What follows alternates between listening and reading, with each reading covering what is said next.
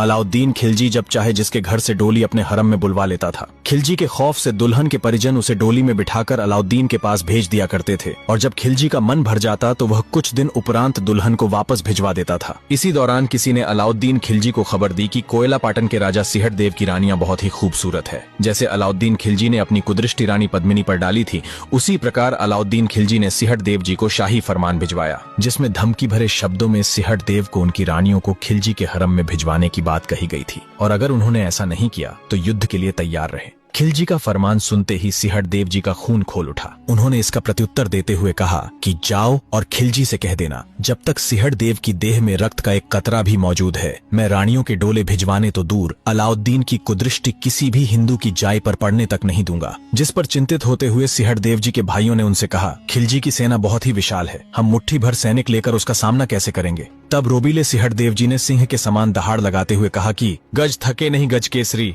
मर्द थके नहीं मजबूत, सिहट थके नहीं सांखलो, रणबंको रजपूत। अर्थात सिहट देव उनमें से नहीं जो गीदड़ों की विशाल फौज को देखकर डर जाए। सिहट देव सांखला उनमें से है जो जरूरत पड़ने पर अकेला ही पूरी फौज से भीड़ जाए। जिस पर सिहट देव जी के भाइयों ने कहा कि हम आपके शब्दों का सम्मान करते हैं, किंतु इस युद्ध से अनेकों निर्दोष मारे जाएंगे, हमें इस होने वाली जनहानि को टालने की कोशिश करनी चाहिए। तब सिहट देव के एक भाई ने यह कहा, क्यों ना हम अलाउद्दीन खिलजी को मूर्ख बना दें, और सारी योजना सिहट देव जी को कह सुनाई। योजना के अनुसार सिहट देव जी ने अलाउद्दीन को संदेशा भिजवाया, हम रानी को आपके पास भेज देंगे, परंतु हमारी दो शर्तें हैं। आपको रानी का मुख देखने से पहले उससे विवाह करना पड़ेगा और रानी अपना आगे का जीवन आपके हरम में ही व्यतीत करेगी। अलाउद्दीन ने खुशी खुशी सिहट देव जी की शर्तें मंजूर कर ली। अलाउद्दीन खिलजी को मूर्ख बनाने की योजना के अनुसार सिहट देव जी ने अपनी एक दासी को बुलाया जो महल के झूठे बर्तन साफ किया करती थी और अस्तबल में घोड़ों की लीद साफ किया करती थी। सिहट देव जी ने दासी को अपनी योजना बताई और कहा कि डोले में तुम्हें रानी बनाकर भेजा जाएगा। रानी बनने की बात सुनकर दासी खुशी खुशी मान गई।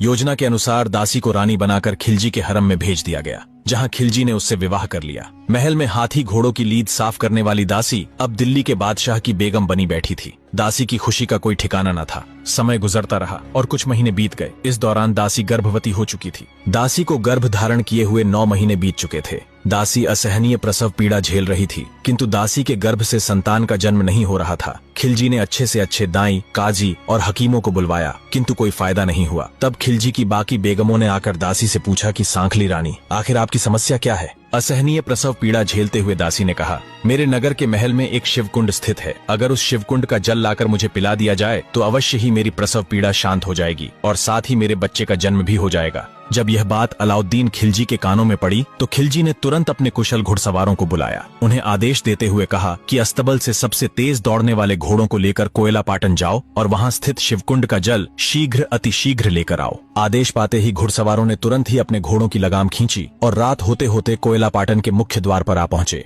रात्रि के समय महल में किसी भी बाहरी व्यक्ति का प्रवेश निषेध था। तब घुड़सवारों ने पहरा दे रहे एक द्वारपाल से कहा कि सांखली रानी को प्रसव पीड़ा हो रही है और उनकी वेदना शांत होने का नाम नहीं ले रही है, अतः आप उनके बताए अनुसार महल के शिवकुंड से हमें जल भरकर सौंप दीजिए। हमें बादशाह के आदेश अनुसार शीघ्र अतिशीघ्र लौटना है। द्वारपाल को दासी की सच्चाई के बारे में भली भांति ज्ञात था। तब उस द्वारपाल ने हास्यप्रद भाव से पास ही बह रहे एक गंदे नाले से पानी भरकर घुड़सवारों को सौंप दिया और कहा कि यह पानी शिवकुंड से होते हुए ही आ रहा है, ये पानी ले जाओ और अपनी बेगम को पिला देना, इससे अवश्य ही उनकी प्रसव पीड़ा शांत हो जाएगी। दर्द से कहराते हुए दासी को देखकर अलाउद्दीन की चिंता बढ़ती जा रही थी। कुछ ही समय में घुड़सवार जल का पात्र लेकर महल पहुंच गए। जल को छानकर शीघ्र अतिशीघ्र दासी को पिलाया गया। जल पीते ही दासी की प्रसव पीड़ा शांत हो गई और उसने सकुशल एक बच्चे को जन्म दिया। जब दासी की नजर कोने में पड़े पानी के पात्र पर पड़ी तो उसने देखा कि उसमें कीचड़ है। तब बेगम बनी बैठी दासी ने तुरंत घुड़सवारों को बुलाया और पूछा कि इस पानी में कीचड़ कहाँ से आया, क्योंकि शिवकुंड का पानी बहुत ही निर्मल और स्वच्छ है। घुड़सवारों ने सारा वृतांत बेगम को कह सुनाया। दासी यह सोचकर अत्यंत दुख में डूब गई कि अगर मैं भी किसी राजा की बेटी होती तो मेरे लिए महल के दरवाजे रात्रि को खोलकर शिवकुंड का निर्मल जल रात को भेजा जाता, न कि मुझे नाले का गंदा पानी भेजा जाता। अपने भाग्य को कोसते हुए एकाएक दासी की आंखों से अश्रुधारा प्रवाहित होने लगी और वह फूट फूट कर रोने लगी। दूसरी तरफ जब अलाउद्दीन खिलजी को यह सूचना मिली तो अपने शहजादे को देखने की इच्छा लिए खिलजी खुशी से दौड़ता हुआ दासी के कक्ष में आ पहुंचा। खिलजी ने जैसे ही कक्ष में प्रवेश किया तो यह देख हैरान रह गया कि इस खुशी के अवसर पर उसकी बेगम फूट फूट कर रोए जा रही है। खिलजी ने जब उनके इस प्रकार रोने का कारण पूछा तो दासी ने कोई प्रत्युत्तर नहीं दिया। तब खिलजी ने अपना प्रश्न दोहराते हुए बेगम से कहा कि सांखली रानी, आप हमें केवल एक बार उसका नाम बता दीजिए, जिसकी वजह से आज इस खुशी के अवसर पर आपकी आंखों से अश्रुधारा प्रवाहित हो रही है। हम तत्काल उसका सर कलम करवा देंगे। तब रोते हुए दासी ने बादशाह से कहा कि मुझे बार बार सांखली रानी कहना बंद कीजिए। मैं कोई सांखली रानी नहीं हूँ, मेरी जाति सांखला नहीं है। मैं तो उनके महल की बस एक तुच्छ दासी थी जो उनके झूठे बर्तन साफ किया करती थी और उनके महल में हाथी घोड़ों की लीद साफ किया करती थी। मुझे रानी बनाकर आपके साथ निकाह करवा दिया गया। इतना सुनते ही अलाउद्दीन खिलजी आग बबूला हो उठा। उसने तुरंत अपने सेना नायक को बुलवाकर कोयला पाटन पर आक्रमण करने का आदेश दे डाला। उसी समय अलाउद्दीन की बेटी वहां आ पहुंची और उसने बादशाह से कहा कि बाबा, आज ही हमारे महल में खुशियों ने दस्तक दी है। अभी अभी तो मेरे भाई का जन्म हुआ है। खुशी के इस अवसर पर आप खून खराबा करने चले हैं, ये उचित नहीं है। ऊपर से मुझे सुनने में भी आया है कि सीहड़ देव को माता भगवती से वरदान प्राप्त है कि उन्हें कोई भी योद्धा पराजित नहीं कर सकता। और हो ना हो, यह बात इसको प्रमाणित भी करती है कि सीहड़ देव ने सैकड़ों बार शत्रुओं को रणभूमि में धूल चटाई है। कहीं खुशियों का ये पल हमारे लिए मातम में न बदल जाए। अतः आप अभी के लिए कोयला पाटन पर आक्रमण करने का विचार छोड़ दीजिए। अपनी बेटी के बार बार विनती करने पर अलाउद्दीन खिलजी मान गया और उसने कोयला पाटन पर आक्रमण करने का विचार बदल दिया। किंतु यह बात बार बार उसके मन को व्यथित किए जा रही थी कि सीहड़ देव सांखला ने उसे मूर्ख बनाकर उसका अपमान किया है। अलाउद्दीन यही सब सोच विचार कर ही रहा था कि उसकी बेटी ने इसका समाधान निकालते हुए अलाउद्दीन खिलजी से कहा कि बाबा, आपके भरोसेमंद सेनापति बदरुद्दीन की कोयला पाटन में अच्छी जान पहचान है, इसलिए आप बदरुद्दीन शाह के साथ समझौता करने का प्रस्ताव कोयला पाटन भेज दीजिए। इतना सुनते ही पहले से क्रोध में तिलमिलाया हुआ अलाउद्दीन अपनी ही बेटी पर भड़क उठा और कहने लगा कि तू कब से हमारे समक्ष हमारे शत्रु का गुणगान किए जा रही है। एक काम कर, तू भी बदरुद्दीन के साथ कोयला पाटन जाकर मर। अलाउद्दीन खिलजी इस बात से भली भांति परिचित था कि राजपूत कभी भी भेजे गए दूत और महिलाओं को क्षति नहीं पहुंचाते हैं। खिलजी के आदेश पर उसकी बेटी को सेनापति बदरुद्दीन के साथ कोयला पाटन भेज दिया गया। कोयला पाटन पहुंचकर सेनापति बदरुद्दीन सीहड़ देव जी सांखला के समक्ष उपस्थित हुआ और स्थिति की गंभीरता बताते हुए सीहड़ देव जी से कहने लगा कि आपके द्वारा इस प्रकार से किए गए छल के परिणाम स्वरूप बादशाह अलाउद्दीन खिलजी आप पर अत्यधिक क्रोधित है और कोयला पाटन पर आक्रमण करने के लिए अपनी सेना तैयार कर रहे हैं। लेकिन अब भी समय है। अगर आप सांखली रानी का डोला बादशाह के हरम में भिजवा देते हैं तो इस युद्ध को अवश्य ही टाला जा सकता है। इतना सुनते ही सीहड़ देव जी ने ऊंची आवाज में प्रत्युत्तर देते हुए कहा कि लागे कुल में दाग दिल्ली डोला भेजता, अरे सिंह मणदरमणि नहीं कोई जिंदा लेवता। अर्थात अगर मैं सांखली रानी का डोला अगर खिलजी के हरम में भिजवा दूंगा तो मेरा कुल कलंकित हो जाएगा। जिस प्रकार एक जिंदा शेर की खाल निकालना असंभव है, जिस प्रकार एक नाग के जिंदा होते हुए उसकी मणि लेना असंभव है, उसी प्रकार सीहड़ देव के जिंदा रहते डोले नहीं भिजवाए जाएंगे। बदरुद्दीन की बात का प्रत्युत्तर देते हुए सीहड़ देव जी ने कहा, किसी माई ने ऐसा पूत न जना होगा जो सीहड़ देव सांखला को भयभीत कर सके। आंखों में क्रोध की ज्वाला लिए सीहड़ देव जी गरजते हुए बोले, इस बात का प्रत्युत्तर तुम्हारे बादशाह अलाउद्दीन खिलजी से मिलकर ही दूंगा। इतना कहकर सीहड़ देव तुरंत अपने घोड़े पर सवार हुए और सीधे दिल्ली आ पहुंचे। बादशाह के भरे दरबार में सीहड़ देव सांखला ने अपने कदम ऐसे आगे बढ़ाए मानो गीदड़ों के झुंड में किसी दहाड़ते शेर ने प्रवेश किया हो। सीहड़ देव जी के दरबार में उपस्थित होते ही बौखलाए खिलजी ने अपनी नीचता का परिचय देते हुए सीहड़ देव जी से कहा, हमारे सुनने में आया है कि तुम्हारी रानियां बहुत ही खूबसूरत है, एक बार मुझे भी उनका खूबसूरत चेहरा दिखा दीजिए। इस पर प्रत्युत्तर देते हुए सीहड़ देव जी ने कहा कि जब तक सीहड़ देव सांखला जीवित है, रानियों का चेहरा देखना तो दूर, तुम्हें रानियों की परछाई देखना भी नसीब नहीं होगा।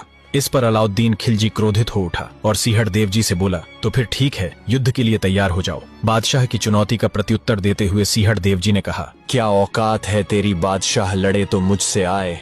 इन पाटन नगरी माही ने तपे सीहड़ दे राय, दाढ़ी मुझ काटू तेरी चुड़ी दूं पहनाए, और तिरिया रूप बनाए के तन दिल्ली दूं भिजवाए। अर्थात बादशाह तुम्हारी क्या औकात है जो तू मुझे युद्ध की चुनौती दे रहा है। अगर तूने कोयला पाटन की तरफ आंख उठाकर भी देखा तो मैं तुम्हारी दाढ़ी मूछें काटकर, तुम्हारा स्त्री के सामान भेष बनाकर तुम्हें दिल्ली भिजवा दूंगा। सीहड़ देव जी युद्ध की चुनौती स्वीकार कर कोयला पाटन लौट आए और पूरा वृतांत अपने भाई बंधुओं को कह सुनाया। सीहड़ देव जी के भाइयों को यह भली भांति ज्ञात था कि अलाउद्दीन खिलजी के मुकाबले हमारा सैन्य बल अत्यधिक क्षीण है, संभवतः ही हमें हार का मुख देखना पड़ेगा। यही सब सोच विचार कर सीहड़ देव जी के भाइयों ने युद्ध करने से साफ इनकार कर दिया और कायरों के भांति पीठ दिखाते हुए वहां से चले गए। जिसके बाद सीहड़ देव जी सीधे मां चामुंडा के मंदिर में आ पहुंचे और पूजा करते करते अपनी तलवार म्यान से खींच निकाली और जय मां चामुंडा का उद्घोष करते हुए तलवार के एक ही वार से अपना शीश धड़ से अलग कर डाला। अपना कटा हुआ सर माता के चरणों में रखने ही लगे थे कि तभी साक्षात माता चामुंडा उनके समक्ष प्रकट हुई। उन्होंने कहा कि सीहड़ देव, मैं तुम्हारी भक्ति से अति प्रसन्न हूँ, तुम चिंता मत करो, मैं रणभूमि में तुम्हारे साथ रहकर दुश्मनों का नरसंहार करूंगी।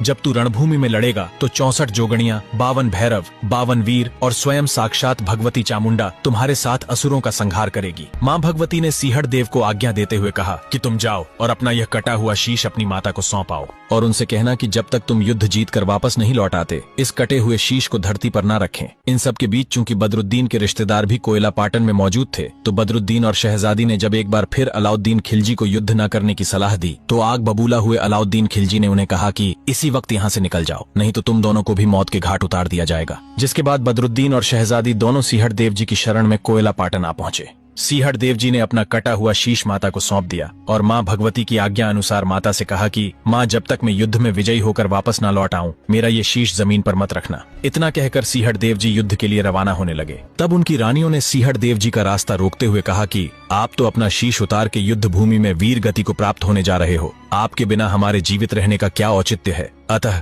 हे स्वामी, हमें भी आपके पीछे सती होने का सौभाग्य दीजिए। आप हम सभी का भी शीश उतार के जाइए। सिंहड़ देव जी के बहुत समझाने बुझाने पर भी जब रानियां नहीं मानी, तो अंतः रानियों की इच्छा अनुसार सिंहड़ देव जी ने अपनी 5 रानियों के सर धड़ से अलग कर डाले। जैसे ही रानियों के सर धड़ से अलग हुए, उसी समय चमत्कारी रूप से 5 रानियों के कुमकुम के हाथों के निशान महल की दीवारों पर बन गए।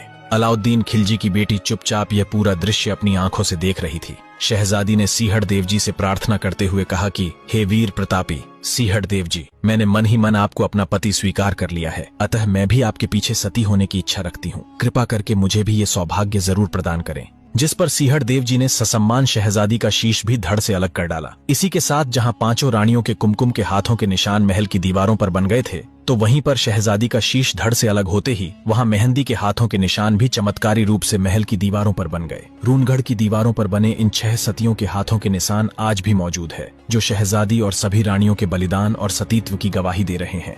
अलाउद्दीन खिलजी की बेटी और अपनी रानियों का सर धड़ से अलग कर सिंहड़ देव जी अपने घोड़े पर सवार हुए और अलाउद्दीन खिलजी की 22 लाख की सेना से युद्ध करने निकल पड़े। अन्याय के विरुद्ध बदरुद्दीन ने भी सिंहड़ देव जी की ओर से युद्ध करने का निश्चय किया और उनके साथ रणभूमि की ओर निकल पड़ा। जहां सिंहड़ देव जी के अपने भाइयों और सैन्य बल ने उनका साथ छोड़ दिया, तो वही मृत्यु के भय से बेखौफ बदरुद्दीन सिंहड़ देव जी के साथ रणभूमि में आ खड़ा हुआ। बदरुद्दीन और सिंहड़ देव जी को 22 लाख की सेना से युद्ध करने आया देख अलाउद्दीन खिलजी ने उनका उपहास करते हुए कहा कि तुम दोनों मेरी सेना के समक्ष एक क्षण भी नहीं टिक पाओगे। तब सिंहड़ देव जी ने कहा कि तुम्हारी इस सेना को मिटाने के लिए सिंहड़ देव सांखला अकेला ही काफी है। इतना कहते ही सिंहड़ देव जी ने रणचंडी माँ भगवती चामुंडा का आवाहन किया कि हे माता मावड़ी, रणभूमि में मेरी लाज रखना। सिंहड़ देव और अलाउद्दीन खिलजी की सेना के मध्य भीषण युद्ध छिड़ गया और देखते ही देखते हजारों शीश सिंहड़ देव जी की तलवार की भेंट चढ़ गए। रणभूमि में सिंहड़ देव जी ने मौत का ऐसा तांडव किया कि पूरी धरती रक्त से लाल हो गई, लहू की नदियां बहने लगी। बिना शीश के लड़ रहे सिंहड़ देव जी का रौद्र रूप देख अलाउद्दीन खिलजी की सेना भांप चुकी थी कि यह कोई साधारण पुरुष नहीं है। अलाउद्दीन खिलजी की सेना को गाजर मूली की तरह काटते हुए वीर सिंहड़ देव जी लगातार आगे बढ़ते जा रहे थे। तब पहले से ही बौखलाए अलाउद्दीन खिलजी ने सिंहड़ देव जी को अपनी ओर आते देखा तो उसके रोंगटे खड़े हो गए। अपनी सेना को पीछे हटने का आदेश देकर अलाउद्दीन खिलजी रणभूमि से भाग खड़ा हुआ।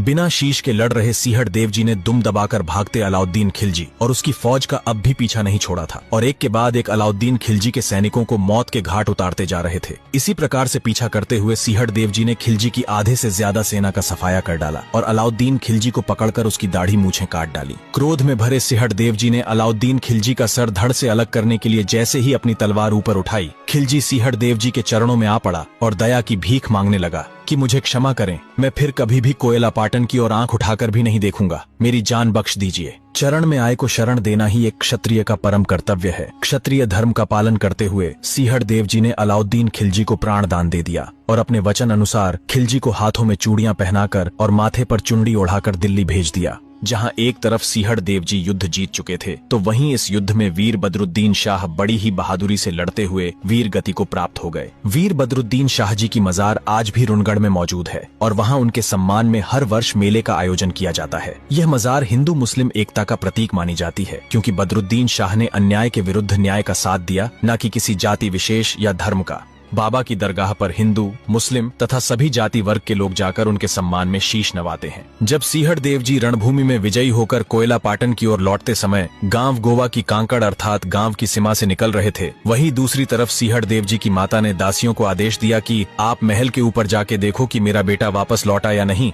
दासियों ने देखा कि दूर खेतों में एक विशाल रेतीला बवंडर उनके महल की तरफ तेजी से बढ़ रहा है। उसी बवंडर के मध्य में चमचमाता हुआ भाला, घोड़े के पैरों की टाप और आकाशीय बिजली के भांति गर्जना करती घोड़े की हिनहिनाट की तीव्र गूंज इस बात का प्रमाण दे रही थी कि वीर सिंहड़ देव सांखला रणभूमि में बैरियों के रक्त से नहाकर वापस लौट रहा है। दासियों ने आंखों देखा, सारा हाल सिंहड़ देव जी की माता को कह सुनाया। अपने पुत्र की पल पल प्रतीक्षा कर रही माँ ने जब यह बात सुनी तो सिंहड़ देव जी को देखने की उत्सुकता में उनका शीश नीचे भूमि पर रख दिया। जहाँ एक तरफ माता ने सिंहड़ देव जी का शीश भूमि पर रखा तो वहीं दूसरी तरफ सिंहड़ देव जी का धड़ शांत होकर गोवा गांव की सीमा में घोड़े से नीचे गिर पड़ा। तब भूमि पर पड़ा सिंहड़ देव जी का शीश अपनी माता से कहता है कि माँ, आपने मेरे शीश को जमीन पर रखकर बहुत बड़ा अनर्थ कर दिया है। अगर आपने ये अनर्थ नहीं किया होता तो मैं इस धरती पर रहकर बहुत नेक कार्य कर सकता था। अब मेरा शीश मेरे धड़ से हमेशा के लिए अलग हो चुका है और अब इसका वापस जुड़ पाना संभव नहीं है। अपने साथ हुए अन्याय और राज्य के लोगों द्वारा युद्ध भूमि में उनके साथ न जाने की बात से क्रोधित होकर सिंहड़ देव जी सांखला ने अपनी माता के सामने श्राप दिया कि कोयला पाटन में छींपा, माली, रंगरेजा, सांखला ये जाति कभी नहीं बच पाएगी। ये वो जातियां थीं जिनके लोग युद्ध के समय कोयला पाटन में मौजूद तो थे, लेकिन अलाउद्दीन खिलजी की सेना से डरकर सिंहड़ देव जी का युद्ध में साथ देने से पीछे हट गए थे। सिंहड़ देव जी के श्राप देने पर उनकी माता ने उनसे ऐसा न करने का आग्रह किया, जिस पर सिंहड़ देव जी ने अपनी माँ को एक उपाय बताते हुए कहा कि आप इस नगरी का नाम कोयला पाटन से बदलकर रून करवा देना, जिसके बाद रून में ये जातियां आवागमन तो कर पाएंगी, लेकिन इनका रून में स्थायी निवास कभी संभव नहीं होगा। सिंहड़ देव जी का भूमि पर पड़ा शीश इतना कहकर शांत हो गया। सिंहड़ देव जी अब देव योनि को प्राप्त हो चुके थे। उनके कहे अनुसार कोयला पाटन नगरी का नाम बदलवाकर रून करवा दिया गया। रून गांव राजस्थान में नागौर जिले के गोटन शहर से लगभग 35 किलोमीटर की दूरी पर स्थित है। नियति और ज्योतिषों द्वारा हुई भविष्यवाणी के अनुसार आगे चलकर सिंहड़ देव जी को भूमिया जी के नाम से पूजा जाने लगा। रून नगरी में श्री भूमिया जी महाराज का भव्य मंदिर बना हुआ है। जहां भूमिया जी महाराज के शीश की पूजा की जाती है तो वहां से 25 किलोमीटर दूर गोवा गांव की कांकड़ में भूमिया जी महाराज के धड़ को पूजा जाता है। भूमिया जी महाराज द्वारा अपने जीवन काल में अनेकों बार गायों की रक्षा किए जाने पर उन्हें गौ रक्षक, गौ भक्त के रूप में भी जाना जाता है। जिस दिन सिंहड़ देव जी की माता ने उनका शीश नीचे भूमि पर रखा था वह विक्रम संवत 1311 में आषाढ़ सुदी पूर्णिमा का दिन था और आज भी इसी दिन भूमिया जी महाराज का भव्य जागरण और मेला लगाया जाता है। साथ ही उनके अवतरण दिवस के दिन भी ऋण में भव्य मेले का आयोजन होता है। भूमिया जी महाराज की पूजा राजस्थान, गुजरात ही नहीं बल्कि संपूर्ण भारतवर्ष में की जाती है। भूमिया जी महाराज को भूमिया बाबा के नाम से भी जाना जाता है। गौ माता और बहन बेटियों की रक्षा के लिए अपने प्राणों को न्योछावर करने वाले वीर भूमिया जी महाराज के चरण कमलों में मेरा कोटि कोटि प्रणाम। हमारा उद्देश्य किसी की भावनाओं को ठेस पहुंचाना नहीं है। अगर वीडियो में किसी प्रकार की त्रुटि हुई है तो कृपया क्षमा करें। आपको भूमिया जी की कथा कैसी लगी? कमेंट और लाइक के माध्यम से जरूर बताएं।